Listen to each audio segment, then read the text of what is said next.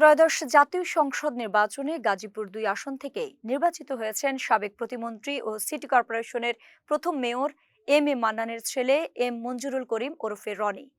বাবার রাজনৈতিক অর্জন, পারিবারিক ঐতিহ্য ও তরুণ নেতৃত্বের সমন্বয়ে নতুন এক অধ্যায়ের সূচনা করেছেন তিনি। এম মঞ্জুরুল করিম গাজীপুর মহানগর বিএনপির সাধারণ সম্পাদক। তার বাবা প্রয়াত এম মান্নান গাজীপুর সিটি কর্পোরেশনের প্রথম নির্বাচিত মেয়র ও দুইবারের প্রতিমন্ত্রী ছিলেন। এবারের নির্বাচনে গাজীপুর-২ আসন থেকে নির্বাচন করে এম মঞ্জুরুল করিম তিনি পেয়েছেন ১,৮৮,৬০৬ ভোট। তার নিকটতম প্রতিদ্বন্দ্বী ১১ দলীয় ভোটের এনসিপির প্রার্থী আলী নাসের খান পেয়েছেন ১,৪০,৯৫০ ভোট। এলাকাবাসী ও বিএনপির সমর্থকরা মনে করেন, অভিজ্ঞতার উত্তরাধিকার এবং নতুন প্রজন্মের উদ্যম এই দুইয়ের মেলবন্ধনেই তার বিজয়ের মূল শক্তি।